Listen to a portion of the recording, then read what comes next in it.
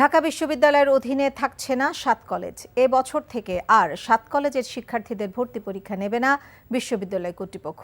গতরাতের ঘটনা নিয়ে ৭ কলেজের অধ্যক্ষদের সঙ্গে ঢাকা বিশ্ববিদ্যালয় উপাচার্যের বৈঠকে এই সিদ্ধান্ত নেওয়া হয়। এর আগে ঢাকা বিশ্ববিদ্যালয়ের উপাচার্য অধ্যাপক ডক্টর মামুন আহমেদের পদত্যাগ সহ ৬ দফা দাবিতে ৪ ঘণ্টার আলটিমেটাম দেয় ৭ কলেজের শিক্ষার্থীরা। নূর হোসেনের রিপোর্ট। ২৫০টিরও বেশি ডিজাইন অপশন নিয়ে ওয়ালটন স্মার্ট ফ্রিজ, বোঝে আপনার প্রয়োজন।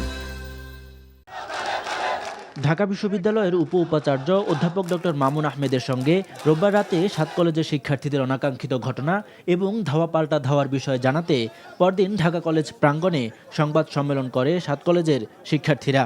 এ সময় হামলায় জড়িত শিক্ষার্থী ও পুলিশের বিচার সহ ৬ দফা দাবি জানান অধিভুক্ত কলেজগুলোর শিক্ষার্থীরা। এই যে শিক্ষার্থীকে বারে বারে মুখোমুখি দাঁড় না করিয়ে এই সংঘাত না তৈরি করে এই বিষয়টির একটা সৃজনশীল সমাধান আপনারা দেন, কিন্তু এই সৃজনশীল সমাধান যতদিন পর্যন্ত দেওয়া না হবে এই সংঘর্ষ কিন্তু চলতেই থাকবে। ঢাকা বিশ্ববিদ্যালয়ের সাথে ৭ কলেজের একাডেমিক এবং প্রশাসনিক সম্পর্কের চূড়ান্ত অবসান ঘটিয়ে ২৪ ঘন্টার মধ্যে বাতিল করে শিক্ষার্থীদের দাবি অনুযায়ী স্বতন্ত্র বিশ্ববিদ্যালয়ের রূপরেখা প্রণয়ন করতে হবে। ৪ ঘন্টা পরে Dhaka college, Titumir college, ৭ college সহ আমরা কঠোর কর্মসূচি দিতে বাধ্য হব।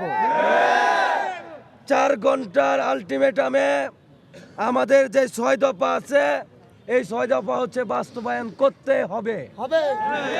যদি না করে তাহলে আমরা ৪ ঘন্টা পরে আমরা কঠিন কর্মসূচির দিকে যাব। এর ঠিক পরপরই পূর্ব নির্ধারিত সময়ে ৭ কলেজের অধ্যক্ষদের সঙ্গে বৈঠকে বসেন ঢাকা বিশ্ববিদ্যালয়ের উপাচার্য অধ্যাপক ডক্টর নিয়াজ আহমেদ খান। সভা শেষে সাংবাদিকদের তিনি জানান, এবছর থেকেই ৭ কলেজের অধিভুক্তি বাতিলের সিদ্ধান্ত নেওয়া হয়েছে। ঢাকা বিশ্ববিদ্যালয়ের সাথে অধিভুক্ত সরকারি ৭ কলেজের সম্মানজনক পৃথকীকরণের বিষয়ে সিদ্ধান্ত নেওয়া হয়েছে।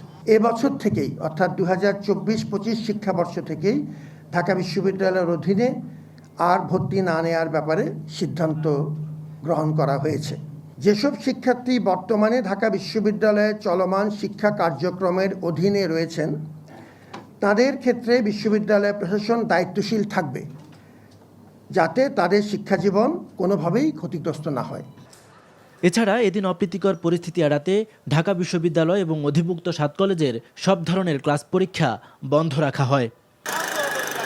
এর আগে রোববার রাতে ঢাকা বিশ্ববিদ্যালয়ের উপাচার্য অধ্যাপক ডক্টর মামুন আহমেদ ৭ কলেজের অর্ধশতাধিক শিক্ষার্থীকে অপমান করেছেন এমন অভিযোগ তুলে বিশ্ববিদ্যালয়ের উপাচার্যের বাসভবনের দিকে মিছিল নিয়ে যান ৭ কলেজের শিক্ষার্থীরা।